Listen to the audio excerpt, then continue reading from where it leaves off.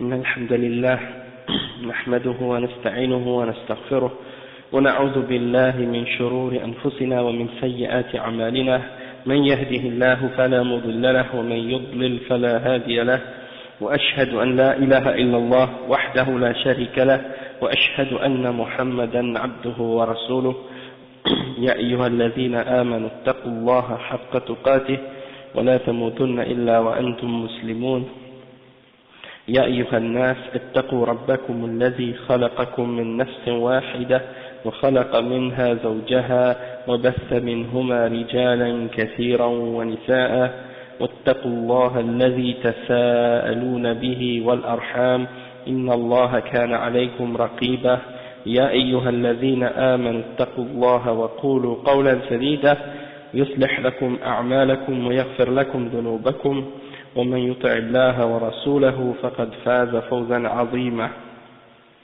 وإن خير الكلام كلام الله وخير الهدي هدي محمد صلى الله عليه وسلم وإن شر الأمور محدثاتها وكل محدثة بدعة وكل بدعة ضلالة وكل ضلالة في النار أما بعد. Donc aujourd'hui on va commencer le cours de numéro 27 de Nawaqid al-Islam, les choses qui annulent l'islam d'une personne. Et donc on a commencé le point numéro 8 et on a presque terminé en fait. Et là qu'est-ce qu'on va faire, Inch'Allah, on a expliqué les catégories de muwalat et on a expliqué qu'est-ce qui se passe pour chacune de ces catégories-là.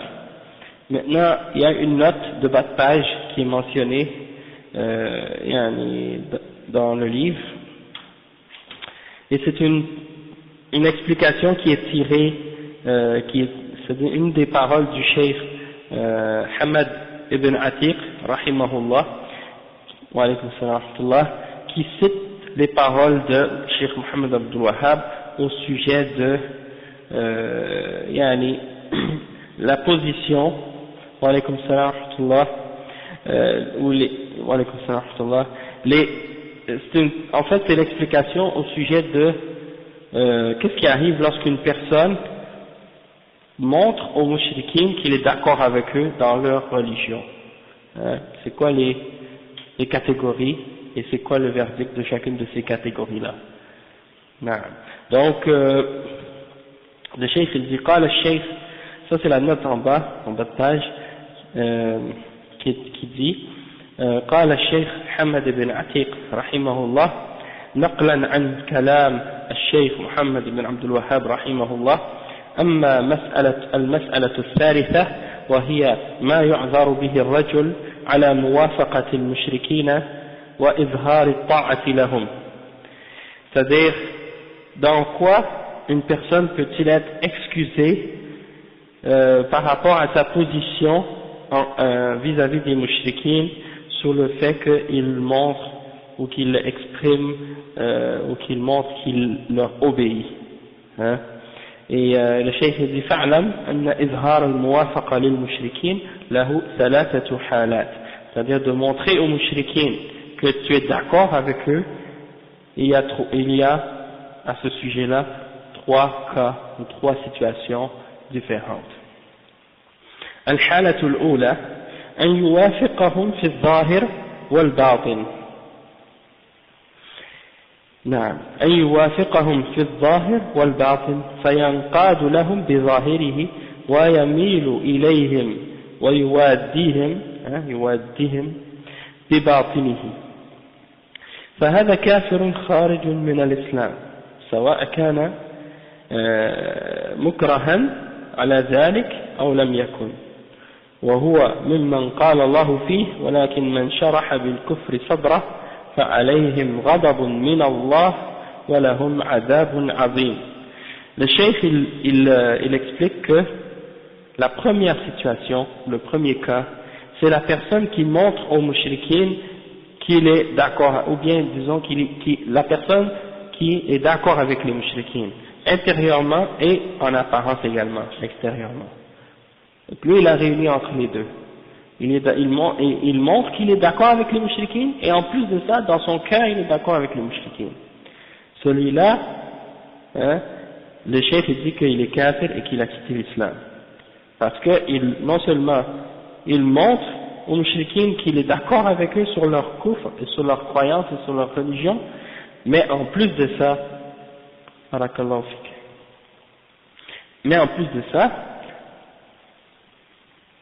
à l'intérieur de lui-même, il est d'accord avec eux. Et il penche vers eux et il les aime à l'intérieur pour leur mécréance. Donc celui-là, il a quitté l'islam. Peu importe qu'il soit contraint ou non. Hein, peu importe qu'il soit contraint ou non à montrer qu'il est d'accord avec eux. Et la preuve de ça, c'est le verset dans lequel Allah subhanahu wa ta'ala, il dit وَلَكِنْ مَنْ شَرَحَ بِالْكُفْرِ صَدْرًا فَعَلَيْهِمْ غَضَبٌ مِّنَ اللَّهِ وَلَهُمْ عَذَابٌ عَظِيمٌ. Hein, toutefois, celui qui a ouvert sa poitrine ou son cœur à la mécréance, alors sur eux il y aura une colère d'Allah subhanahu wa ta'ala et un dur châtiment, ou un châtiment énorme. C'est-à-dire que toute personne qui n'est pas contraint, ça veut dire que il fait partie de ceux dont le cœur a été ouvert à la mécréance. Hein? En fait c'est ça. Si quelqu'un par exemple prononce ou montre qu'il est d'accord avec le kufr, et prononce des paroles de kufr, et il dit qu'il est d'accord avec les kuffars et les mouchriquines sur leur mécréance et sur leur shirk et sur tout ce qui est contraire au fondement de l'islam, il dit ça pour montrer qu'il est d'accord avec eux et que dans son cœur il est d'accord avec ça, il est satisfait de ça, alors ça veut dire que son cœur s'est ouvert à la mécréance et qu'il a quitté l'islam, parce qu'il n'est pas contre. Et dans ce cas-là, du moment que tu es d'accord avec la mécréance dans ton cœur, donc ça veut dire que tu sois contraint à dire des paroles de kufr ou non, si tu es d'accord avec ce kufr dans ton cœur, alors tu es kafir. Ça c'est la première situation. Al-halatu thaniya, le deuxième cas, أن يوافقهم ويميل إليهم في الباطن مع مخالفته لهم في الظاهر فهذا كافر أيضا ولكن إذا عمل بالإسلام ظاهرا عصم ماله ودمه وهو المنافق. Le cheikh il dit dans le deuxième cas, c'est quelqu'un qui montre qu'il est d'accord avec la mécréance et qui penche vers eux à l'intérieur de lui-même, toutefois à l'extérieur il fait le contraire de ce qu'il demande. Hein? Alors celui-là il est kafir, parce qu'à l'intérieur de lui-même il est d'accord avec la mécréance, mais à l'extérieur il montre qu'il est contre. Ça c'est le munafiq. Hein, c'est le munafiq, celui qui montre qu'il est musulman, qui est contre le shirk et le kufr, mais dans son cas il est d'accord avec le shirk et le kufr, et il aime les kuffars et les mushrikin pour leur mécréance. Ça c'est al-munafiq. Donc le premier cas, celui qui est d'accord avec la mécréance à l'intérieur, dans son cœur, et à l'extérieur. Hein? Le deuxième cas, celui qui montre qu'il est contre, il montre qu'il est contre le kufr et le shirk, mais à l'intérieur il est d'accord et il aime ça. Donc celui-là c'est le munafiq, il est kafir lui aussi. Maintenant il y a le troisième cas. Hein? Le premier cas, à l'intérieur et à l'extérieur il est d'accord. Le deuxième cas, à l'extérieur il n'est pas d'accord, mais à l'intérieur il est d'accord. Le troisième cas maintenant, أن يوافقهم في الظاهر مع مخالفته لهم في الباطن وهو على وجهين. Le troisième cas, c'est celui en apparence il leur contredit, il contredit leur mécréance, il n'est pas d'accord avec leur mécréance et il le montre, mais à l'intérieur, en apparence il montre qu'il est d'accord avec eux, mais à l'intérieur il est contre la mécréance. D'accord? Ça c'est le troisième cas. Il montre qu'il est d'accord avec eux, mais dans son cœur il est contre. Il y a deux cas, ou deux situations à ce sujet-là. أن يفعل ذلك لكونه في سلطانهم مع ضربهم وتقييدهم له يهددونه بالقتل فيقولون له إما أن توافقنا وتظهر الانقياد لنا وإلا قتلناك فإنه والحالة هذه يجوز له موافقتهم في الظاهر مع كون قلبه مطمئنا بالإيمان كما جرى لعمار حين أنزل الله من كفر بالله بعد إيمانه إلا من أكره وقلبه مطمئن بالإيمان كما قال تعالى إلا أن تتقوا منهم تقاتا. فالآية دلت على الحكم كما نبه على ذلك ابن كثير في تفسير آية آل عمران. Donc, le premier des exemples à ce sujet-là, c'est la personne qui montre aux mouchriquins en apparence qu'il est d'accord avec eux, toutefois que dans son cœur il est contre, parce que il est sous leur autorité et il le menace de le frapper ou de le tuer si il ne montre pas qu'il est d'accord avec eux. Donc, on peut dire que c'est celui qui est contraint à montrer qu'il est d'accord avec la mécréance et qu'il est d'accord avec les kuffars et les mouchriquins et avec leurs principes et leurs croyances. Donc, lui, qu'est-ce qu'il lui dit? Il lui dit, soit tu montres que tu es avec nous, hein, sinon on te tue. Alors, dans un cas pareil, c'est permis pour lui de montrer aux mouchriquins et aux kuffars, en apparence, de montrer qu'il est d'accord avec eux, toutefois, à condition qu'il ait dans son cœur la foi, hein, et qu'il continue à croire à la vérité dans son cœur. Hein, comme c'est arrivé à Ammar ibn Yasir, et c'est à ce sujet-là que Allah subhanahu wa ta'ala a fait descendre le verset, et quiconque mécroit après avoir cru, hein, excepté celui qui a été contraint alors que son cœur est dans la sérénité de la foi, hein, et dans la paix de la foi. Donc celui-là, il n'est pas mécréant parce qu'il a été contraint de prononcer des paroles de kufr et de rejeter l'islam. Mais dans son cœur, il continue à croire. Toute autre personne, autre que celui qui est contraint, qui exprime et qui montre de la mécréance, ou qui montre qu'il est d'accord avec les kuffars et les mouchriquins dans leur mécréance, alors ça veut dire que son cœur s'est ouvert à la mécréance réellement. D'accord?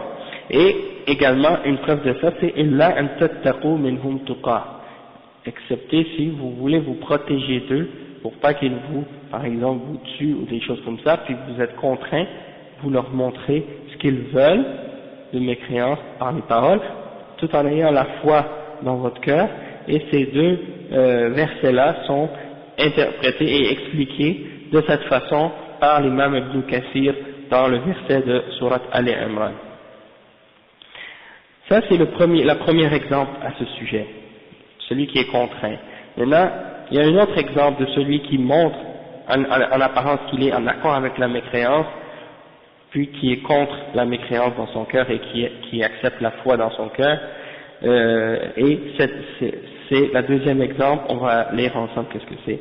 Le cheikh dit « An yuwafiqahum fi al-zahir ma'a mukhalafatihi lahum fi al-batin wa huwa laysa fi sultanihim wa innama hamalahu ala dhalika imma tam'un fi riyasah aw mal aw mashahatin biwatan مشحة أو مشحة بوطن أو عيال أو خوف مما يحدث في المال أو في المآل فإنه في هذه الحال يكون مرتدا ولا تنفعه كراهيته أو كراهته لهم في الباطن وهو ممن قال الله فيهم ذلك بأنه مستحب الحياة الدنيا على الآخرة والله لا يهدي القوم الكافرين. انتهى كلامه من كتاب مجموعة التوحيد من رسالة الشيخ حمد بن عتيق رحمه الله.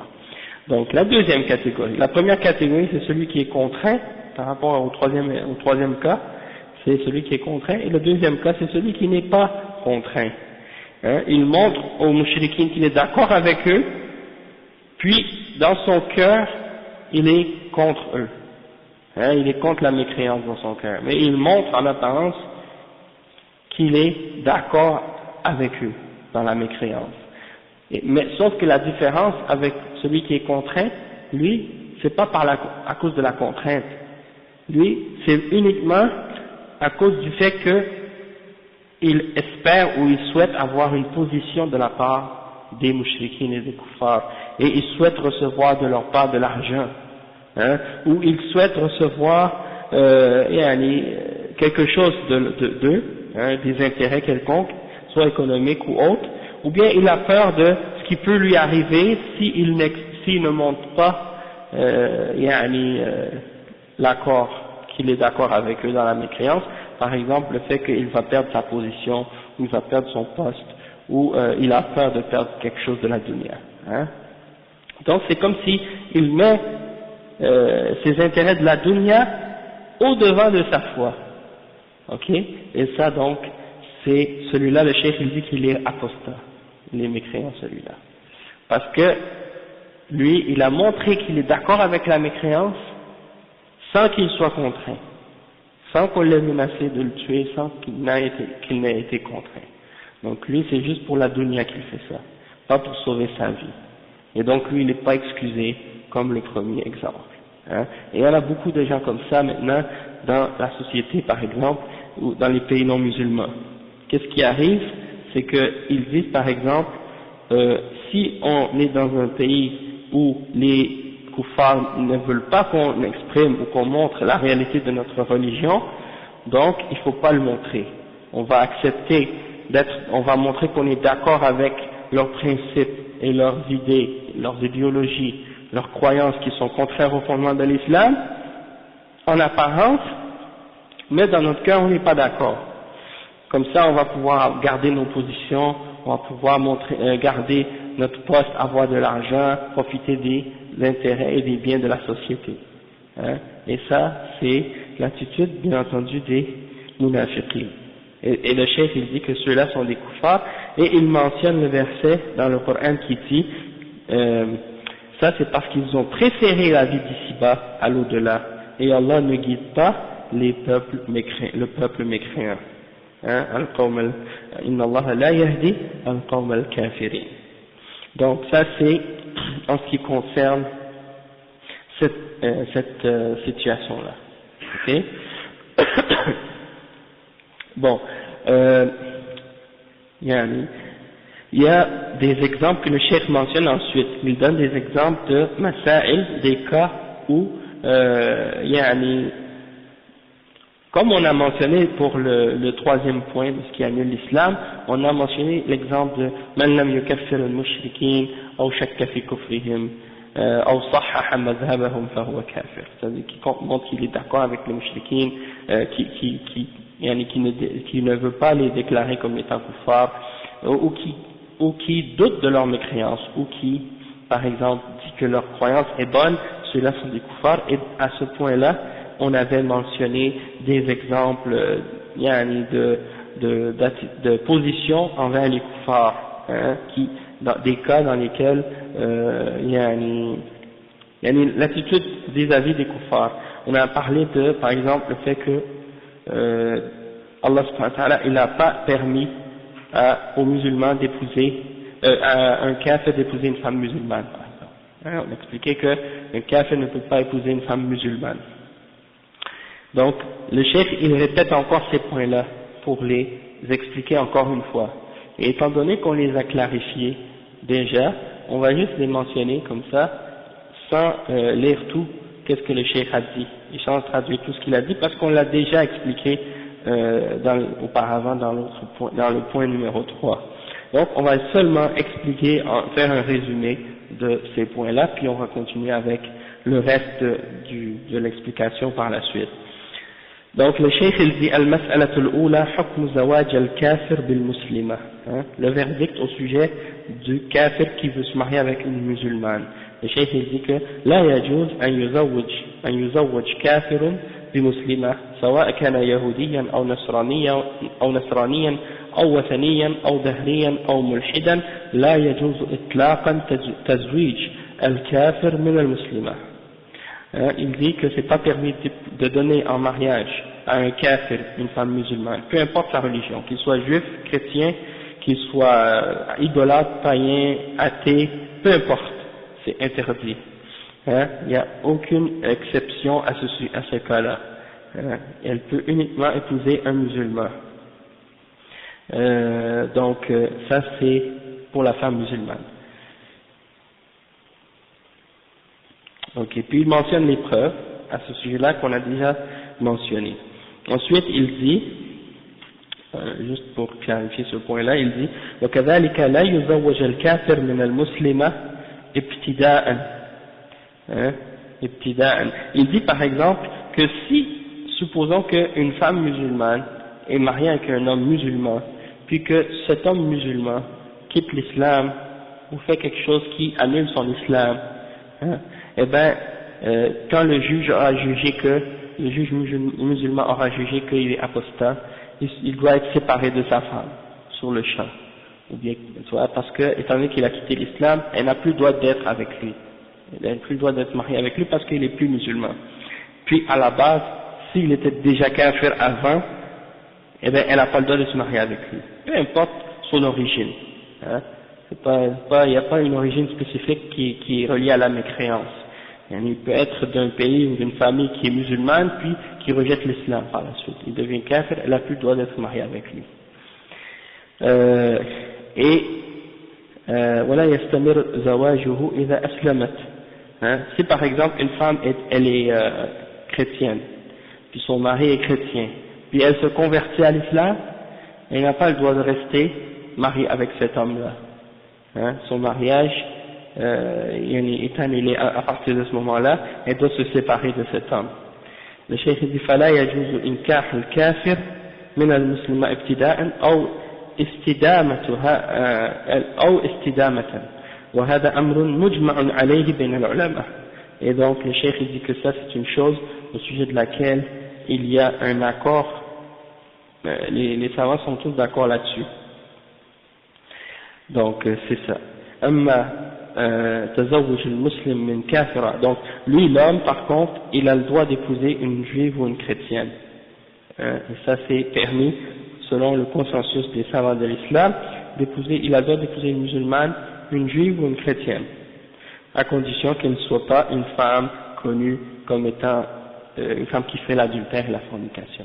Ça on l'a déjà expliqué, mais c'est juste pour dire que pourquoi le cheikh il mentionne ça ici, c'est pour faire comprendre qu'il ne faut pas mélanger entre le fait d'aimer une femme qu'on a épousée et qui est juive et chrétienne parce que c'est notre femme et parce qu'on a une attirance envers elle et parce qu'on l'aime pour des qualités qu'elle a, et de l'aimer pour sa mécréance et pour son shirk ou parce qu'elle croit au christianisme. Ça c'est deux sortes d'amour différentes. Celui qui aime sa femme chrétienne ou juive à cause de sa religion, à cause de sa mécréance, ça c'est kufr. Ça le fait sortir de l'islam, parce que c'est une forme de tawalli, c'est une forme de prendre pour allier les mécréants. Mais si il l'aime parce qu'elle a des bonnes qualités en tant que femme, et parce qu'il est attiré par elle, et parce que, par exemple, elle est gentille ou des trucs comme ça c'est des choses de la dunya, et donc ça nuit pas à sa religion, c'est des choses naturelles, entre un homme et une femme. Ok. La même chose pour les parents, La même chose pour les parents. Le cheikh il mentionne l'exemple plus tard, mais là, la deuxième exemple qu'il mentionne, c'est le fait d'être bon envers les kuffars quand ils sont bons envers nous. Allah nous a pas interdit ça, et ça ne veut pas dire que quand on agit bien envers eux, qu'on est d'accord avec eux dans leur mécréance. Et donc ça ne fait pas sortir de l'islam d'être bon envers eux et d'avoir un bon comportement avec eux quand ils sont corrects avec nous. Toutefois, si tu agis avec eux et que tu les aimes à cause de leur mécréance, ça c'est autre chose, bien entendu, ça peut faire sortir de la foi. Barakallahu fik. Naam. المعاملة الدنيوية. Troisième cas, المعاملة الدنيوية مع الكفار كتبادل التجارات والمنافع فهذا أمر مباح. Donc le cheikh il dit que c'est permis également de faire des échanges commerciaux avec les kuffars, de vendre et d'acheter, toutes ces choses-là. Ça ne veut pas dire que tu les aimes pour leur mécréance, que tu les prends pour alliés. Il ne faut pas mélanger là-dessus. Aussi, il mentionne un autre exemple, il dit que c'est permis d'utiliser, c'est le quatrième exemple, c'est permis d'utiliser le service des kuffars dans les métiers ou dans les travaux qu'ils maîtrisent bien, de les employer, de les engager pour venir faire un travail. Et ça c'est pas une forme de wala pour les kuffars. Cinquième exemple, c'est les parents mécréants. Allah subhanahu wa ta'ala il nous ordonne d'être bons envers eux, puis de les traiter bien. Et le fait qu'on les obéit dans le bien et qu'on agit bien avec eux, ça ne veut pas dire qu'on les aime pour leur mécréance. D'accord? Et donc, de ce point de vue-là, il ne faut pas mélanger entre les choses de la dunya et les choses de la religion. Donc, en principe, qu'est-ce qu'on veut faire comprendre ici, c'est que la forme de muwalat qui fait sortir quelqu'un de l'islam, c'est al-muwalat qui est basé sur le fait d'être d'accord avec la mécréance des kuffars et des mouchriquines, et de les aimer, de les supporter à cause de leur mécréance, à cause de leur croyance religieuse, hein, et de souhaiter qu'ils aient le dessus sur les musulmans à cause de leur mécréance. Ils souhaitent que les kuffars aient le dessus sur les musulmans parce qu'ils souhaitent que la religion des kuffars soit au-dessus de la religion des musulmans. Si quelqu'un a cette idée-là, ou cette croyance-là, ou cette pensée-là, alors là, dans ce cas-là, il est kafir. Et donc c'est ça, il faut faire la différence entre ces deux choses-là. Entre les choses de la dunya, tu fais des interactions avec eux dans la dunya, ça c'est permis, mais quand ça rentre dans des choses qui ont rapport avec l'amour et la religion, là si c'est l'amour de la religion, ça c'est interdit et ça rentre dans le kufr. Maintenant on arrive à un point dont on n'a pas parlé encore, on en a parlé mais on n'a pas parlé de façon détaillée comme le cheikh en parle maintenant, et c'est là qu'on va retourner au texte du cheikh. Il dit al-mas'alatu as-sadisa كذلك يجوز للمسلمين أن يداروا الكفار إذا خشي المسلمون من شر الكفار فإنهم يدارونهم. قال تعالى لا يتخذ المؤمنون الكافرين أولياء من دون المؤمنين ومن يفعل ذلك فليس من الله في شيء، يعني الذي يتولى الكفار بالمحبة والمناصرة والمظاهرة فقد تبرأ الله منه إلا أن تتقوا منهم تقاه وهي المداراة. فإذا خشي المسلم من شرهم وليس هذا من الموالاة بل هو من دفع الضرر عن المسلمين فنحن نداريهم بأن ندفع شرهم بأن نعطيهم من المال دفعا للشر أو ما يريدون من أمور الدنيا وليس هذا من الموالاة وإنما هو من المداراة لدرء شرهم لقوله تعالى إلا أن تتقوا منهم تقاه. والتقاه والتقية والمداراة بمعنى واحد. Le cheikh dit comme sixième point, il est permis aux musulmans de faire al-mudara envers les kuffars. Qu'est-ce que ça veut dire al-mudara? Ça veut dire que lorsque tu crains un mal quelconque de la part des kuffars, lorsque tu crains un mal quelconque de la part des kuffars ou des mouchriquins et que tu veux t'en protéger, tu as le droit de leur donner quelque chose de la dunya pour protéger ta religion et pour garder ta religion. C'est ça al-mudara. Tu donnes aux kuffars et aux mouchriquins quelque chose de la dunya pour garder ton dîn. Et c'est ça ce que le cheikh explique ici. Il dit que Allah subhanahu wa ta'ala, il dit, les croyants ne doivent pas prendre les mécréants comme alliés en dehors des croyants. Et quiconque le fait, alors il n'a rien à voir avec Allah. C'est-à-dire que quiconque prend pour allier les kuffars en les aimant pour leur mécréance et en les supportant et en leur donnant de l'aide contre les musulmans, alors Allah s'est désavoué de lui.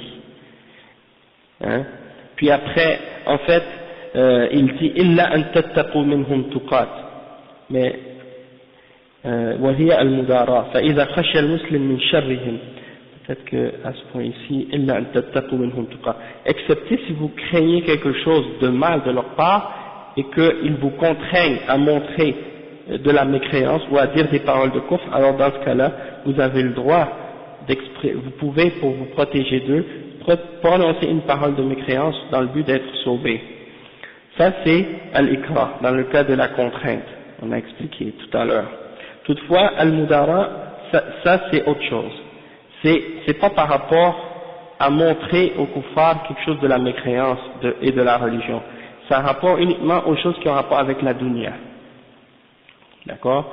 Peut-être que le cheikh il cite ce verset-là par rapport aux exemples des cas où tu vas montrer au kuffar une forme de wala, mais pas une forme de wala qui te fait sortir de l'islam, une forme de wala dans les choses de la dunya, ok? Que tu leur donnes quelque chose de la dunya pour protéger ta religion. Puis on va donner des exemples de ça. Le cheikh il va mentionner des exemples, puis ça va être plus clair, Inch'Allah. Donc, c'est ça. Si le musulman craint un mal quelconque de la part des kuffars, il leur donne quelque chose de la dunya pour protéger sa religion et pour garder sa religion. Et il dit, ça c'est basé sur le verset illa an tattaqu minhum tuqa, et il dit que at-tuqa c'est la même chose que al-mudara, ça a la même signification. Tu montres en apparence que tu agis avec eux d'une façon pour qu'ils soient satisfaits de toi dans les choses de la dunya. Toutefois dans ta religion tu gardes ta position, hein. Il dit وبعض الناس لا يفرق بين المداهنة والمداراة فالمداراة جائزة عند الضرورة لدفع شر الكفار أما المداهنة وهي التنازل عن شيء من الدين لإرضاء الكفار فهذا أمر لا يجوز مطلقا. قال الله جل وعلا فلا تطع المكذبين ودوا لو تدهن فيدهنون. وقال سبحانه وتعالى لما ذكر إنزال القرآن أفبهذا الحديث أنتم مدهنون أي تتركونه من أجل إرضاء الكفار فهذه هي المداهنة. Donc la différence ici, le cheikh dit qu'il y a des gens qui ne font pas la distinction entre al-mudahana et al-mudara. Al-mudahana, ça veut dire que tu fais des compromis dans ta religion, tu transiges dans ta religion, tu donnes aux kuffars, tu laisses tomber des choses de ta religion pour faire plaisir aux kuffars. Tandis que al-mudara, c'est le contraire. Tu donnes aux kuffars quelque chose de la dunya pour garder ta religion. Hein? Donc il faut faire la distinction entre ces deux choses-là. Al-mudahana, tu laisses tomber ta religion pour que les kuffars ne te donnent pas des problèmes, pour qu'ils soient satisfaits de toi. Al-mudara, tu leur donnes quelque chose de la dunya pour qu'ils te laissent pratiquer ta religion et qu'ils te laissent en paix avec ta religion. Ça c'est ça la différence entre les deux. Al-mudara, c'est permis lorsqu'il y a une nécessité pour repousser le mal des kuffars. Et il dit que al-mudahana, de transiger ou de faire des compromis dans la religion, ça c'est pas permis. De laisser tomber des choses fondamentales de la religion pour faire plaisir aux kuffars, ça c'est pas permis. Il dit, et n'obéis pas aux gens qui traitent la vérité de mensonge, ils souhaiteraient que tu transiges avec eux, hein, ils souhaiteraient transiger avec toi pour que toi tu transiges avec eux en retour. C'est le verset 8 et 9 dans Surat Al-Qalam. Il souhaiterait que tu laisses tomber ta religion pour que eux par la suite soient d'accord avec toi et soient satisfaits de toi. Et Allah subhanahu wa ta'ala il dit أَفَبِهَذَا الْحَدِيثِ أَنْتُمْ مُدْهِنُونَ. Est-ce que c'est à propos de ce Coran que vous faites des compromis et vous transigez avec les kuffars, vous abandonnez ce Coran pour que les kuffars soient satisfaits de vous? Il dit ça c'est al-mudahana et ça c'est interdit. Le cheikh il dit وقد روي أنه لما طلب الكفار من النبي صلى الله عليه وسلم أن يعبدوا الله سنة والرسول صلى الله عليه وسلم يعبد آلهتهم سنة نهاه الله عن ذلك وأنزل قوله تعالى قل يا أيها الكافرون لا أعبد ما تعبدون ولا أنتم عابدون ما أعبد ولا أنا عابد ما عبدتم ولا أنتم عابدون ما أعبد لكم دينكم ولي دين. نهاه أن يجيبهم إلى ذلك أو أن يتنازل عن شيء من الدين من أجل إرضائهم، فلا يجوز التنازل عن الدين من أجل إرضاء الكفار مهما كلف الأمر. قال ابن كثير أي لا أعبد عبادتكم وإنما أعبد الله على الوجه الذي يحبه ويرضاه ولا أنتم عابدون ما أعبد أي لا تعتدون بأوامر الله وشرعه في عبادته. قال سبحانه وقال سبحانه وإن كادوا ليفتنونك عن الذي أوحينا إليك لتفتري علينا غيره وإذا لاتخذوك خليلا ولولا أن ثبتناك لقد كدت تركن إليهم شيئا قليلا إذا لأذقناك ضعف الحياة وضعف الممات ثم لا تجد لك علينا نصيرا. Bon, il dit que ça a été rapporté que lorsque les mushrikines ont demandé au prophète sallallahu alayhi wa sallam, ils ont dit une année tu vas adorer nos idoles avec nous, puis une année on va adorer Allah subhanahu wa ta'ala, et Allah subhanahu wa ta'ala a interdit cette chose-là, et c'est là que Allah subhanahu wa ta'ala a fait descendre le verset dit ô vous les kafiroun, dit ô vous les mécréants, je n'adore pas ce que vous adorez, et vous n'adorez pas ce que j'adore, et vous n'adorez pas ce que j'adore, et je n'adore pas ce que vous adorez, et vous n'adorez pas ce que j'adore, à vous votre religion, à moi la mienne. Donc, Allah subhanahu wa ta'ala a interdit qu'on réponde à leur demande de transiger sur la religion pour leur faire plaisir. D'accord?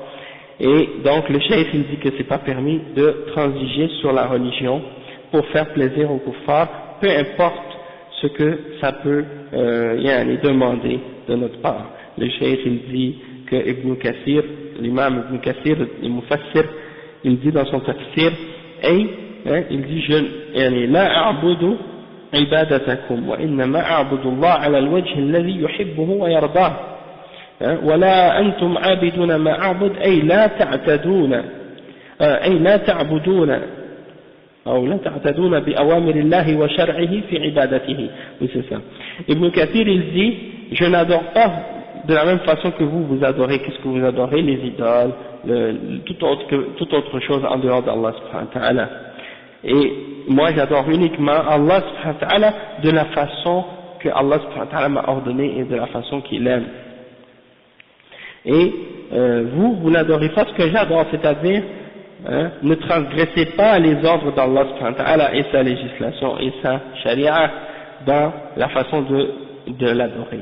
C'est-à-dire limitez-vous à sa révélation et à sa législation pour l'adorer.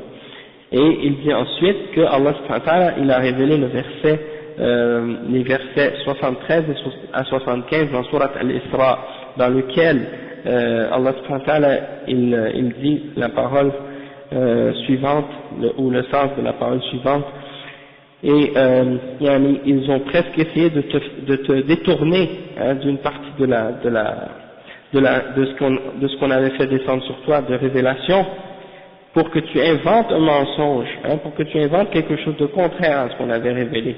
Et si tu avais fait ça, il t'aurait pris comme un ami, comme un proche ami. Dans le sens que si le prophète sallallahu alayhi wa sallam avait répondu ou avait été testé ou tenté par leur fitna d'amener quelque chose de différent de ce qui avait été révélé sur lui, eh bien entendu les kuffars auraient trouvé ça bien, ils auraient dit ah mais c'est bien, il est en accord avec nous, et donc ils l'auraient pris comme un allié. Et si Allah subhanahu wa ta'ala il dit, et si on ne t'avait pas raffermi, tu aurais, et que tu serais penché juste un petit peu vers eux, eh bien on t'aurait fait goûter le double du châtiment dans la vie et le double du châtiment après la mort, et tu n'aurais trouvé contre nous aucun allié. Donc ça veut dire que le prophète sallallahu alayhi wa sallam, Allah lui dit que si peu importe si tu te dévies juste un petit peu de la vérité, juste pour leur faire plaisir dans quelque chose de tout petit, eh bien ça suffit pour que tu goûtes au châtiment et que tu sois puni le double du châtiment dans la vie et dans la mort, après la mort. Ça veut dire que on n'a pas le droit de montrer aux kuffars qu'on est d'accord avec eux dans leur mécréance ou d'accepter leur religion, même dans des choses qui sont petites, même si ça peut paraître petit, eux c'est ça ce qu'ils souhaitent de notre part, qu'on montre qu'on est d'accord avec leur mécréance. Et ça c'est une menace de la part d'Allah subhanahu wa ta'ala pour le prophète sallallahu alayhi wa sallam, et en même temps ça compte pour toute la Ummah, du fait que si les musulmans dévient de cet ordre-là, vous allez voir que les musulmans vont être sous la même menace que le prophète sallallahu alayhi wa sallam. Ils ont failli de te détourner de ce que nous t'avions révélé, dans l'espoir qu'à la place de ceci, tu inventes quelque chose d'autre et l'imputes à nous. Et alors ils t'auraient pris pour amis intimes. Et si nous t'avions pas raffermi, ils auraient bien failli de t'incliner un peu vers eux. Et alors nous t'aurions fait ça goûter le double du supplice de la vie et le double du supplice de la mort, et ensuite tu n'aurais pas trouvé de secoureur contre nous. Donc c'est exactement la même chose que j'avais dit. Et Cheikh dit donc فلا يجوز مداهنة الكفار بالتنازل عن شيء من دين الإسلام من أجل إرضائهم، فالمداهنة لا تجوز مطلقا، أما المداراة فإنها تجوز عند الضرورة رخصة من الله سبحانه وتعالى، إلا أن تتقوا منهم تقاه ليدفعوا شرهم. فيجوز معرفة هذه المسائل فيجب معرفة هذه المسائل. فبعض الناس يتساهل في إشاعة الموالاة للكفار، فيقول هذا من باب حسن التعامل وإظهار الإسلام بمظهر التسامح، وأنه ليس فيه كراهية وبغضاء، وهذا كلام باطل. فالإسلام فيه كراهية ومحبة وفيه ولاء وبراء، وليس دين محبة فقط، بل ليس دين محبة فقط كما يقولون. هذا كلام باطل. الشيخ الذكر هذا كلام باطل. الإسلام دين عزيز وقوي، ولا تسامح فيه مع الكفار أو تنازل لهم في شيء من الدين. وهناك فريق يدعو إلى أن المسلمين لا يجاهدون الكفار ولا يقاتلونهم، لأن الإسلام دين رحمة ولا قتال فيه. وهناك فريق آخر يتشدد فيعتبر التعامل مع الكفار مطلقا موالاة، ولا يفصل هذا التفصيل الذي ذكره الله في كتابه. فينبغي معرفة الأمور وتنزيل الأحكام الشرعية في منازلها، وأن لا نخلط بين الحق والباطل، ولا نقول إن الإسلام لا يتعامل مع الكفار وأنه دين غلظة لا رحمة فيه، فالإسلام فيه رحمة وفيه غلظة. Ok, le cheikh explique ici un point important. Il dit que il n'est pas permis, comme on a dit, de faire des compromis avec les kuffars et de faire des compromis et de laisser tomber des choses de notre religion pour faire plaisir aux kuffars. Parce que de transiger et de faire des compromis de cette façon, c'est interdit absolument.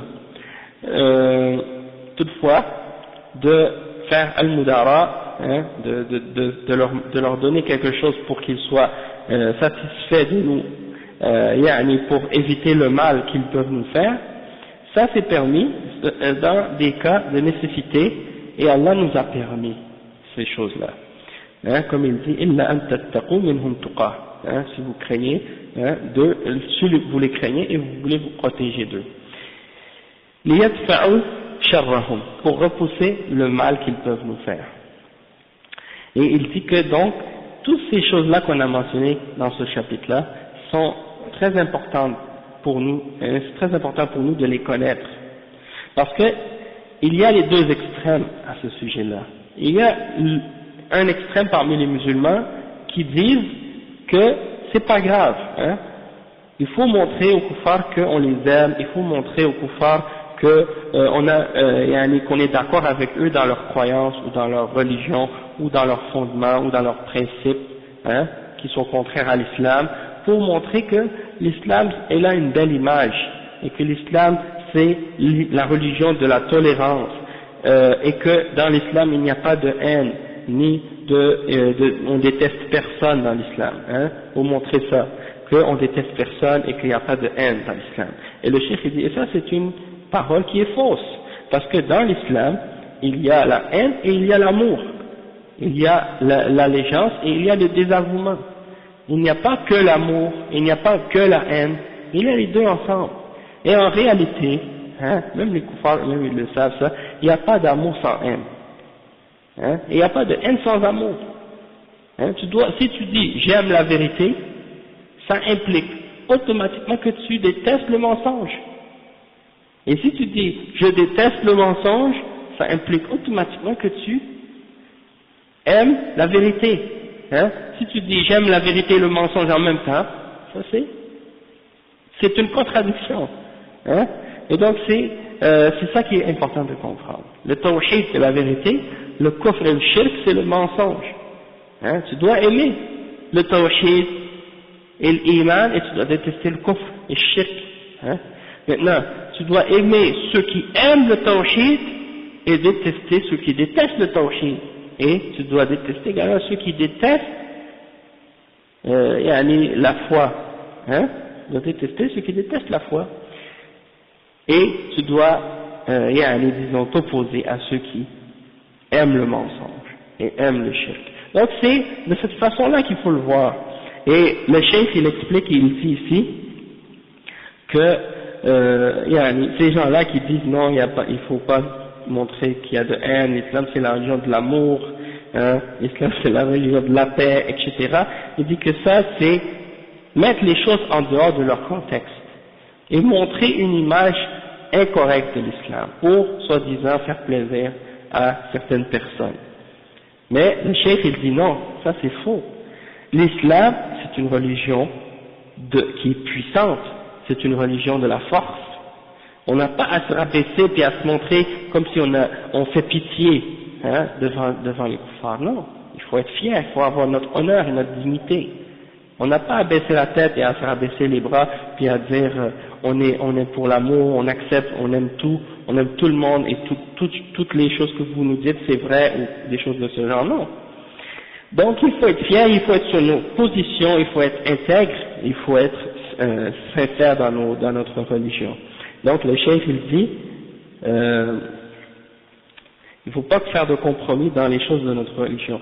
Et il dit qu'il y a un groupe aussi de musulmans qui disent il faut pas par exemple lutter contre les kuffars ou combattre contre les kuffars par exemple quand il y a un djihad. Et que la religion de l'islam, il n'y a que la miséricorde et il n'y a pas de combat dedans. Et ça c'est faux. Il y a un djihad, il y a un combat. Hein, sauf que ça, c'est pas comme les autres extrémistes. Hein, c'est ça que le cheikh dit. Il y a un autre côté, une autre exagération parmi les musulmans. Donc, le premier groupe, on retrouve souvent ces gens-là qui sont parmi les soufis. Les soufis, eux, ils veulent toujours montrer l'islam c'est l'amour, on aime tout le monde, on est d'accord avec tout le monde, on accepte toutes choses. Hein. Puis à l'autre extrême, c'est les khawarij. Eux, ils disent non, on déteste tout le monde, on veut rien savoir de personne, des kuffars, on les déteste, il faut les tuer, il faut faire des actes terroristes et des trucs comme ça. Hein. Donc ça, c'est l'autre extrême. Hein. Et donc, on est pris, nous, entre ces deux groupes-là. Hein. On est pris entre ces deux groupes. Et c'est ça le problème, Allah musta'an. Des fois, on est en train de s'expliquer, puis on est mal compris par certains, parce que ils nous prennent soit d'un côté ou de l'autre. Hein. Allah musta'an. Donc, le cheikh il dit, il y a un autre groupe, il dit, هناك فريق آخر يتشدد ويعتبر, il y a un autre groupe qui est extrémiste, qui exagère, qui considère que de faire toute transaction ou interaction avec des kuffars, c'est une forme de mualat qui te fait sortir de l'islam. Hein, que c'est comme s'ils considèrent que tu les prends pour alliés et que tu sors de l'islam si tu fais n'importe quelle sorte de transaction ou d'interaction avec les kuffars, automatiquement. Hein, tu fais du commerce avec les kuffars, un pays musulman fait une entente économique avec un pays mécréant, c'est kufr, hein, c'est des kuffars, c'est le mu'ala, c'est un extrémisme. Hein. Et le cheikh il dit que ces gens-là, ils ne font pas la distinction que Allah a fait dans son livre. Et donc, il est important de trancher entre ces deux-là. Quand on dit par exemple, il y a un groupe qui dit non, il n'y a pas de djihad dans l'islam, le djihad c'est juste djihad al-nafs. Tu fais des efforts contre ton nafs et tu luttes pour te forcer à faire le bien et t'éloigner des passions et des tentations. Et tu luttes contre le shaitan, ok. Et ils disent aussi parfois c'est une lutte sociale contre l'injustice, hein, des trucs de ce genre. Ça c'est une interprétation de certains, soit des soufis ou bien soit des modernistes qui interprètent le djihad d'une façon pour faire plaisir à certains yani, et pour, disons, rassurer certains. Et il y en a l'autre extrême des Khawarij qui disent non, le djihad, il n'y a aucune condition, il n'y a aucune règle, tu sors, tu fais sauter tout ce que tu veux, tu tues n'importe qui, sans faire attention, sans prendre aucune... donc, pas besoin de dirigeants, pas besoin d'armée, pas besoin de rien, tu prends qu'est-ce que tu as, un couteau, un bâton, n'importe quoi, tu vas dans la rue, tu mets une bombe et tu tues des innocents, c'est pas grave, des femmes, des enfants, des vieillards, ça c'est les Khawarij, l'autre extrême, ok? Et tous ces deux groupes-là sont dans l'égarement à ce sujet-là. Et il y a entre les deux ceux qui suivent l'exemple du prophète sallam et des sahaba et des tabi'in et qui disent que le djihad c'est quoi? C'est qu'est-ce que le prophète sallam a dit? C'est pour élever la parole d'Allah, mais Allah et kalimatullah, et pour combattre le shirk, et pour faire en sorte que l'adoration soit uniquement pour Allah subhanahu wa ta'ala sur la terre, hein, et qu'il y a des règles, et qu'il y a des conditions, et qu'il faut qu'il y ait un dirigeant, et qu'il faut que ce soit fait selon les règles, et qu'on n'a pas le droit de tuer des femmes, et des enfants, et des innocents, et des vieillards, et il y a toutes les règles qui sont bien connues dans les règles de la charia à ce sujet-là, d'accord? Et le terrorisme et tout ça, c'est des choses qui sont contraires à l'islam, et que les attentats qui sont faits dans les pays musulmans au nom du djihad et au nom de l'islam sont contraires à l'islam également. Et les ulama ont parlé de ça, ils ont clarifié ça. Donc, alhamdoulilah, notre position elle est claire à ce sujet-là, on est entre ces deux groupes d'extrémistes-là. Et on a avec nous, de notre côté, le Coran, la Sunna et les positions des salafs et les ulama de la Ummah à travers les siècles qui ont toujours défendu et supporté cette vérité-là.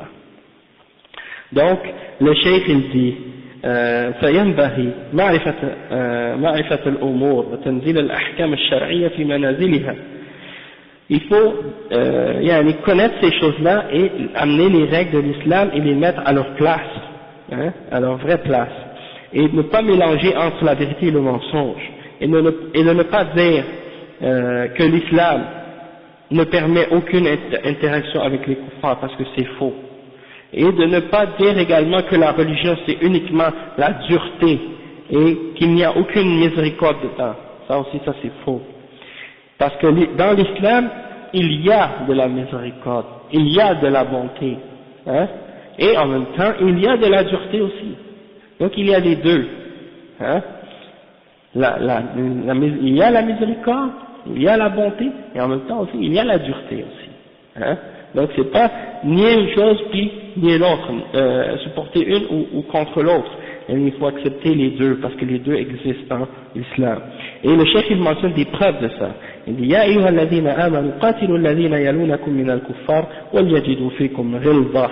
وقال سبحانه يا أيها الذين آمنوا من يرتد منكم عن دينه فسوف يأتي الله بقوم يحبهم ويحبونه أذلة على المؤمنين أعزة على الكافرين يجاهدون في سبيل الله ولا يخافون لومة لائم.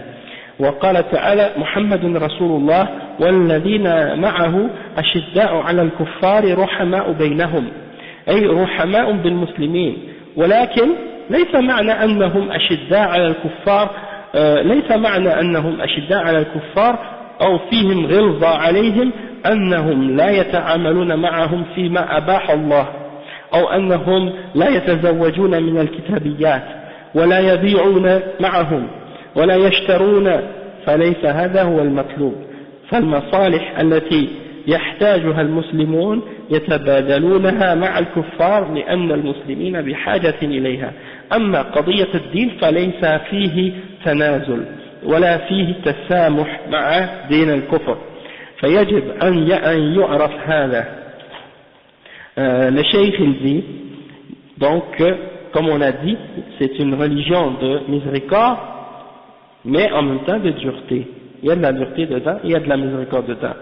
Et il mentionne les versets, comme le verset 133 dans Sourate Tawbah, ô vous qui avez cru, combattez ceux qui sont proches de vous parmi les kuffars et qui trouvent en vous de la dureté. Hein? Et il dit ensuite dans l'autre verset, dans Sourate Al-Ma'ida, le verset 54, ô vous qui avez cru, quiconque d'entre vous apostasie de sa religion, alors sachez qu'Allah va faire venir un peuple qui l'aime, que Allah aime, et qui aime Allah subhanahu wa ta'ala.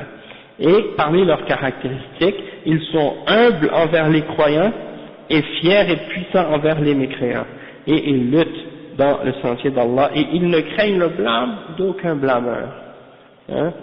Et un autre verset qui dit aussi, Muhammad est le messager d'Allah, hein, et ceux qui sont avec lui sont durs envers les kuffars et miséricordieux entre eux.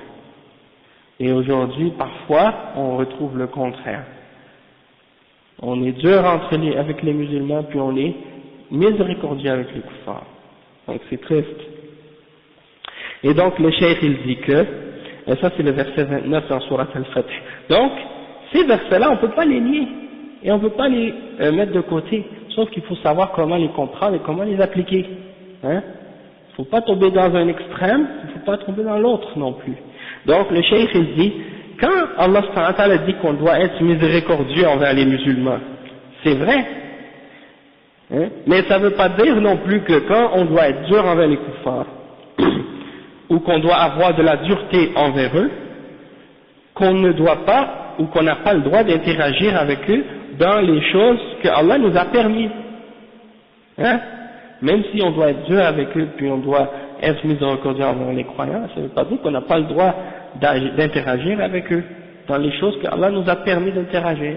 Et ça ne veut pas dire non plus qu'on n'a pas le droit de montrer de la bonté envers ceux d'entre eux qui agissent correctement avec nous. Ok? Dans les choses qui sont de la dunya. Il n'y a pas de problème avec ça. D'accord? Surtout si on prend en considération les catégories de kuffars. Que les kuffars ne sont pas tous dans un seul paquet. Comme on l'a expliqué déjà, il y a les mu'ahadoun, hein, il y a les zimmiyoun, il y a les musta'manoun, et il y a les harbiyoun. Donc, il y a ceux qui sont en entente de paix avec les musulmans, il y a ceux qui entrent dans les pays musulmans avec un visa ou qui sont en sécurité. Il y a ceux qui sont parmi les gens de Ahl Zimma, hein, qui sont protégés. Ceux-là, on doit agir avec eux dans le bien, comme Allah nous a ordonné. On n'a pas le droit de leur faire un mal quelconque. Toutefois, ceux qui sont harbiyoun, c'est-à-dire ceux que, entre leur État et l'État d'un pays musulman, c'est-à-dire quand un pays musulman a déclaré la guerre à cet État-là, hein, et bien là, c'est un État de guerre. Dans ce cas-là, la guerre est déclarée des deux côtés. Hein, et là, donc, dans ce cas-là, c'est différent. Hein. C'est pas quelqu'un qui décide par lui-même, la guerre est déclarée. Donc, moi, je crois qu'on est en guerre. Comme si, par exemple, quelqu'un serait en France aujourd'hui et dit, bon, je déclare la guerre à la France. C'est pas moi, c'est pas toi, c'est pas aucun d'entre nous qui a le droit de déclarer la guerre. C'est un chef d'un État musulman qui décide ces choses-là. Hein? Et si des choses comme ça arriveraient, alors ça, ce serait autre chose. Maintenant, c'est entre les ulama, c'est eux qui vont décider et c'est eux qui vont nous dire qu'est-ce qu'on doit faire dans des circonstances pareilles. Mais là, c'est pas le cas. Hein? Et donc, chacun à son niveau, chacun à son degré, c'est pas à n'importe qui de rentrer dans ces affaires-là de toute façon. Ça, c'est des questions qui nous dépassent tous. Hein? C'est des questions, ça, c'est les ulama kibar qui parlent de ça. Hein? Ceux qui ont la barbe grise, hein? Pas les jeunes. Hein? Laissez tomber ces affaires-là. Essayez même pas de rentrer là-dedans. Hein? Déjà en partant, soyez clairs là-dessus que ça vous regarde même pas. Hein? Alors le prophète sallallahu alayhi wa sallam a dit, min husni islam al-mar tarkuhu ma la ya'ni. Parmi les signes que quelqu'un a une bonne compréhension de l'islam ou qu'il a un bon islam, c'est qu'il abandonne ce qui ne le regarde pas. Ces choses-là, ça ne te regarde pas. Déjà, remercie Allah que Allah t'a épargné, que tu n'as pas à prendre cette responsabilité-là de rentrer dans ces questions-là. Hein? Allah t'a épargné de ça. Donc remercie Allah, puis ne mets-toi pas une charge sur tes épaules de prendre la parole dans ces questions-là et dans ces sujets-là et de donner des fatwas, comment réagir ou quoi faire dans des situations pareilles. Déjà en partant, on n'est pas dans les situations pareilles. Il n'y a aucun pays musulman qui a déclaré la guerre contre un pays non musulman, actuellement. Hein? Il n'y a aucun dirigeant musulman dans un pays musulman, un dirigeant officiel dans un pays musulman actuellement qui a déclaré ouvertement la guerre à un État non musulman. Il n'y en a aucun aujourd'hui. Et donc il y en a pas, on rentre pas dans cette situation-là actuellement. Donc, et si ce serait le cas, déjà on a expliqué dans le point qu'on a parlé plus tôt, dans le cours passé, que si par exemple un pays musulman te demande de lui venir en aide contre un État qui est en paix, qui a une entente de paix avec le pays musulman dont tu fais partie, tu n'as pas le droit de lui venir en aide. Hein? Donc déjà on a vu ces exemples-là. Donc déjà il y a beaucoup de choses à prendre en considération dans des situations pareilles, et donc c'est de retourner aux savants de l'islam, les grands savants de l'islam, hein, ceux qui ont de l'âge et qui ont de l'expérience, et c'est eux uniquement qui donnent des fatwas à ces sujets-là, et non pas n'importe quel parmi les tullab ilm ou parmi les savants même. Hein. Il y a des questions que c'est pas n'importe quel, même s'il est un savant, il va pas répondre à n'importe quelle de ces questions-là. C'est juste, il y a des questions, ça revient à ceux qui sont vraiment plus expérimentés et plus âgés, et c'est vers eux qu'on retourne dans des nawazil, comme on appelle, dans des cas comme ça. De toute façon, comme on expliquait, le cheikh il dit que dans des questions, dans des choses, dans des transactions, de faire des échanges commerciaux, ou de faire des ententes diplomatiques entre des pays musulmans, entre des États musulmans, ça c'est permis, et Allah il a permis ces choses-là. Et donc il ne faut pas prendre des versets puis les mettre hors de leur contexte et les interpréter d'une façon qui pousse ou fait tomber vers l'extrémisme. Ok? Et le cheikh il dit c'est important de connaître ces choses-là, hein? C'est important de connaître ces choses-là. فالمصالح يحتاجون إليها. أما قضية الدين, en ce qui concerne les choses qui ont rapport avec la religion maintenant, on ne fait pas de compromis, comme on a dit déjà. Et ça c'est des points sur lesquels beaucoup de gens se sont mélangés. Le cheikh il dit لأن هذه المسألة التبست على كثير من الناس ما بين متساهل يدعو إلى أن الإسلام دين مسالمة دائمة وبين متشدد يرى أنه لا يجوز التعامل مع الكفار بأي طريقة وكلا الفريقين مخطئ يتجنى على الإسلام فالواجب دراسة هذه الأمور ومعرفة الأحكام فيها لأن هذا الباب مهم جدا مهم جدا خصوصا في هذا الزمان والله أعلم. Le cheikh il dit que donc il y a beaucoup de gens qui sont mélangés à ce sujet-là. Il y a ceux qui laissent tout passer, qui disent que l'islam c'est une religion qui est uniquement de paix. Il y en a juste, on n'a pas le droit de faire rien d'autre que la paix, hein, qui comparent l'islam au christianisme en fait. Ça souvent quand on observe leur discours, ils veulent faire un islam chrétien, hein. Et c'est ça ce qui se passe maintenant, ils sont en train de créer un islam chrétien. Et des fois les chrétiens, ils jugent les musulmans par rapport à leur croyance et à leur religion. Hein, ils disent, dans votre religion, il y a ci, il y a ça, mais l'islam c'est l'islam. Vous ne pouvez pas juger l'islam par rapport à vos croyances et à votre religion à vous. Déjà, ils ont pris une partie de la Bible, ils ont laissé le reste. Hein, déjà en partant. Parce que dans la Bible, il y a la même chose, il y a les mêmes règles que eux, ils critiquent par rapport à l'islam, elles se trouvent dans leur livre à eux, et ils les appliquent pas. Hein, donc c'est déjà en partant une position faussée de leur part. Donc c'est pour ça. Et il y a l'autre extrême, ceux qui veulent exagérer, qui disent non, on n'a pas le droit d'avoir aucune interaction avec le kuffar, puis tout est haram, et tout est kufr, et tout est muala. Et ça c'est, bien entendu, l'autre extrême. Et donc les deux groupes sont dans l'égarement et sont dans l'erreur. Et c'est donc l'obligation de bien étudier, bien connaître ces règles-là pour être dans le juste milieu à ce sujet-là, et en particulier à notre époque. Ça c'est la fin de ce point du 8e naqid. Et il y a certaines questions qui ont été posées au cheikh. Il dit هناك من يفتي بقتل الكفار الذين في الجزيرة العربية وعللوا ذلك بأنهم ليسوا معاهدين لأن دولتهم تقتل المسلمين باسم الإرهاب فهل هذه الفتوى صحيحة؟ Le cheikh, on lui a posé la question, il y en a qui font des fatwas qui disent que c'est permis de tuer les kuffars qui sont dans la péninsule arabe. Et ils utilisent comme prétexte ou comme argument pour ça, ils disent que ces kuffars-là ne sont pas mu'ahadoun, c'est-à-dire ils ne sont pas parmi ceux qui ont une entente ou qui sont en paix avec les musulmans, parce que leur État tue des musulmans au nom du terrorisme. Est-ce que cette fatwa est correcte? La réponse du cheikh c'est هذا من فتاوى الجهال والمتعالمين فلا يجوز قتل الكفار الذين جاءوا بعهد ودخلوا بأمان لأن هذا غدر وخيانة ولا يجوز هذا ولو كانوا في جزيرة العرب. يجوز لهم أن يدخلوا جزيرة العرب لمصالح المتبادلة إما سفراء وإما تجار وإما عمال يقومون بأعمال لا يتقنها غيرهم يجوز هذا. الممنوع الاستيطان وتمكين الكفار من الاستيطان في الجزيرة، أما أنهم يدخلون الجزيرة للمعاملة والتعامل ثم يخرجون فهذا لا مانع فيه أو لا مانع منه. والذي يخرج الكفار ويمنعهم من الاستيطان في جزيرة العرب هو ولي الأمر، وليس ذلك من حق كل أحد، فالخطاب لولاة أمور المسلمين هم يخرجونهم إذا قدروا على ذلك.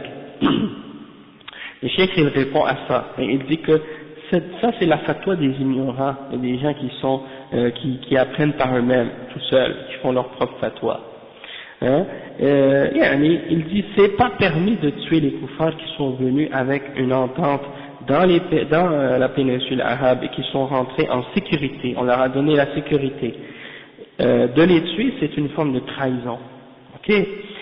Et il n'est pas permis, même si c'est dans la péninsule arabe, de les tuer, parce qu'ils ont le droit de rentrer dans la péninsule arabe pour faire des échanges quand il y a un intérêt et un bienfait pour les musulmans, soit parce qu'ils viennent comme soufara, c'est-à-dire des ambassadeurs, des commerçants, des employés, des travailleurs qui viennent faire un travail que seuls eux savent faire comme il faut. Et il n'est pas permis toutefois de les laisser s'installer et devenir des habitants de la place et de leur donner la possibilité de s'installer définitivement dans la péninsule arabe. Mais toutefois de les laisser rentrer pour faire des commerces ou pour faire des interactions, puis après ils sortent, ça c'est permis. Et celui qui fait sortir les kuffars et qui les empêche de rester, c'est dans la péninsule arabe, c'est qui a ce rôle-là? C'est qui a cette responsabilité-là? C'est le dirigeant. C'est pas n'importe qui décide, ok? Et si le dirigeant ne le fait pas, est-ce que ça veut dire que n'importe qui se donne la responsabilité de le faire tout seul? C'est comme par exemple si tu es dans un pays musulman où le dirigeant il n'applique pas la peine de la lapidation pour l'adultère ou qu'il n'applique pas la peine pour un crime quelconque. Est-ce que ça veut dire que si lui il n'applique pas, n'importe qui a le droit de le faire? Non. Si lui il n'applique pas, c'est lui qui est responsable de ça au jugement dernier devant Allah subhanahu wa ta'ala. Lui il sera jugé pour avoir abandonné cette chose-là. Mais toi, étant donné que tu n'es pas à cette position-là, c'est pas ta responsabilité, t'as détesté ça dans ton cœur, et si t'as expliqué aux musulmans, si tu étais un alim, quelque chose comme ça, t'as clarifié qu'est-ce qui est obligatoire de faire, t'as clarifié le verdict de l'islam à ce sujet-là pour les musulmans, t'as fait ce qui était obligatoire pour toi. Maintenant, tu peux pas faire autre, tu peux faire plus que ça, tu vas pas être puni au jugement dernier, tu vas pas être puni au jugement dernier pour le péché de ton dirigeant.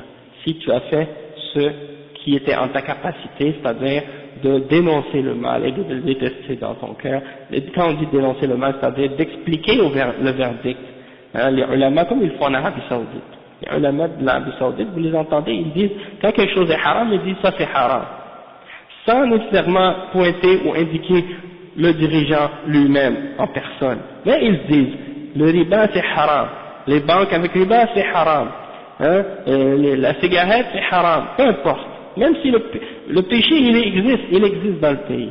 Et eux, ils clarifient pour les musulmans le verdict de l'islam à ce sujet-là. Maintenant, c'est la responsabilité du dirigeant de l'enlever. Si lui, il l'enlève pas, hein, eh ben, c'est lui qui va être questionné au jugement dernier et jugé au jugement dernier pour ça. Et lui, et les ulama, ils ont fait leur devoir. Et les musulmans, ils ont fait leur devoir de détester ça dans leur cœur. Et toi, tu as ta responsabilité, et eux, les dirigeants, ils ont leur responsabilité. Hein, et le prophète sallallahu alayhi wa sallam, il a dit, فَعَلَيْهِمْ مَا حُمِّلْ وَعَلَيْكُمْ مَا حُمِّلْتُمْ. Hein, vous allez être jugés. Eux, ils vont être jugés pour qu'est-ce que eux ils ont fait, et vous allez être jugés pour vous qu'est-ce que vous avez fait. Hein, et vous n'allez pas être punis pour leur péché, et eux ils vont pas être punis pour votre péché. Donc ça c'est la situation, c'est pas, eux ils n'appliquent pas l'adultère ou ils coupent pas la main du voleur, puis toi tu dis moi je vais le faire, lui il l'a pas fait donc je vais le faire moi-même. Donc tout le monde commence à se déclarer lui-même un juge et commence à vouloir appliquer les peines islamiques dans le pays et des choses de ce genre, ou bien de tuer les apostats. Chacun pense qu'il a le droit de tuer les apostats. Ah lui c'est un apostat, je le tue. Lui l'autre il dit c'est un apostat, je le tue. Hein, c'est ça ce qui est arrivé dans certains pays musulmans. Les gens envoyaient des lettres, hein, à certains individus qu'ils avaient eux déclaré kafir, parce qu'ils avaient entendu dire ou faire quelque chose qui est contraire à l'islam. Et ils lui envoyaient une lettre pour lui dire tu as désobéi la loi d'Allah, on va te tuer, tu es un murtad, et des choses comme ça. Et là ils allaient, puis ils le tuaient dans la rue comme ça. Et là tout le monde commençait à s'envoyer des lettres les uns les autres, commençait à se tuer les uns les autres. Ça c'est le fawda, c'est le désordre. Ça c'est haram. Hein? Ça c'est l'action des khawarij. C'est pas nous qui avons le droit d'appliquer ces règles-là de l'islam, c'est uniquement waliyul amr, le responsable, celui qui est à notre tête. C'est pour ça qu'on a besoin de respecter et d'apprendre à obéir à notre dirigeant, même quand il est pervers, même quand il fait des péchés, même quand il désobéit. Mais on l'obéit pas dans le péché, mais on ne retire pas notre main de son autorité, de son obéissance dans le bien. Hein? On ne dit pas, ah, il a fait un péché, j'arrête, je l'obéis plus dans rien, je cesse de l'obéir. Non. Tu l'obéis encore dans les choses de bien, sauf que dans ce péché-là qu'il te demande de faire, tu dis non, je le fais pas. Hein? Pour éviter la fitna, pour éviter de faire couler le sang des musulmans, et ainsi de suite. Donc ça, c'est quelque chose que beaucoup de monde, malheureusement, n'ont pas compris au sujet de l'islam et de la charia, et c'est très dommage, en fait, ça amène beaucoup de désordre à cause de ça, et surtout ceux qui rentrent nouvellement dans l'islam, les convertis, et ceux qui commencent à pratiquer l'islam parmi les jeunes qui commencent à apprendre et qui sont vraiment, disons, motivés, excités pour l'islam, et malgré qu'ils n'ont que peu de connaissances de la religion. Hein? Pourquoi les savants de l'islam font pas ça? Hein? Est-ce que ces jeunes-là ont plus de sens de l'honneur et de jalousie pour la charia et pour l'islam? Hein? Est-ce que ces jeunes-là ont plus de jalousie et d'honneur que les savants de l'islam? Pourquoi les savants de l'islam font pas ça, eux? Hein? Pourquoi les savants de l'islam réagissent pas comme eux? Est-ce que eux ils connaissent mieux l'islam que les savants? Hein? Donc ça c'est quelque chose qui doit nous faire réfléchir à ce sujet-là. Donc c'est ça. Donc c'est le dirigeant qui a le droit de les faire sortir, et pas n'importe qui. Hein? Et donc le discours à ce sujet-là s'adresse aux dirigeants des musulmans, et c'est à eux s'ils en sont capables de les faire sortir. Le cheikh dit ensuite, il y a une autre question au sujet de al-muwala, puis c'est quoi la règle qui distingue qu'est-ce qui fait sortir de l'islam et qu'est-ce qui ne fait pas sortir de l'islam par rapport à al-muwala, et le cheikh il répond à ce sujet-là, il dit jawab tawalli ala qismayn al-awwal tuwallihim min ajli dinihim هذا كفر مخرج من الملة والثاني توليهم من أجل طمع الدنيا مع بغضهم وبغض دينهم هذا محرم وليس بكفر. Le cheikh, on lui a posé la question au sujet par exemple des catégories de muwalat et de tawalli, et c'est-à-dire de prendre pour allier les kuffars, qu'est-ce qui fait sortir de l'islam et qu'est-ce qui ne fait pas sortir de l'islam, et le cheikh Al-Fawzan il a répondu que c'est en deux catégories. La première catégorie, tu les prends pour allier à cause de leur religion. Ça c'est un couple qui fait sortir de la religion. La deuxième catégorie de tawalli, c'est quand tu les prends pour allier, tu fais al-wala, tu leur donnes ton wala pour quelque chose de la dunya, mais tu détestes leur religion. Ok, tu détestes leur religion. Et tu détestes tu les détestes et tu détestes leur religion. Il dit ça c'est haram, mais c'est pas kufr. D'accord? Ok. Le cheikh maintenant, ensuite, est-ce qu'il y a une autre question qu'il avait notée? Oui. سؤال من يكفر الحكام ويطلب من المسلمين الخروج على حكامهم هل هو من الخوارج؟ الجواب هذا هو مذهب الخوارج إذا رأى الخروج على ولاة أمور المسلمين وأشد من ذلك إذا كفرهم فهذا من مذهب الخوارج. On a posé la question au cheikh, celui qui déclare les dirigeants musulmans kuffar et qui demande aux musulmans de se rebeller contre leurs dirigeants, est-ce que ceux-là sont les khawarij? Le cheikh a répondu, il a dit, ça c'est la voie des khawarij. Et s'il a cette position-là, que s'il voit qu'il faut se rebeller contre les dirigeants musulmans, alors c'est les khawarij, il fait partie des khawarij, et qu'est-ce qui est plus grave encore, c'est de les déclarer kuffar, ça c'est la voie des khawarij aussi. Ensuite, il a posé la question, ils lui ont posé la question, موقفنا من الذين يكفرون حكام المسلمين اليوم جملة وتفصيلا هل هم من الخوارج أفيدونا بارك الله فيكم. C'est comme si quelqu'un a voulu insister encore plus sur ce sujet-là. Il demande au cheikh, c'est quoi notre position par rapport à ceux qui déclarent les dirigeants musulmans kuffar aujourd'hui? Est-ce que ce sont des khawarij? Est-ce qu'ils font partie des khawarij? Le cheikh il répond, الجواب الذين يكفرون حكام المسلمين هؤلاء من الخوارج. Ceux qui déclarent les dirigeants des musulmans kuffar, ce sont eux les khawarij. Okay, ou bien ils sont parmi les khawarij. Subhanallah, le temps passe vite. Ok, donc on va s'arrêter maintenant, on va prendre une pause et puis on va continuer dans 10 minutes, Inch'Allah. On va commencer.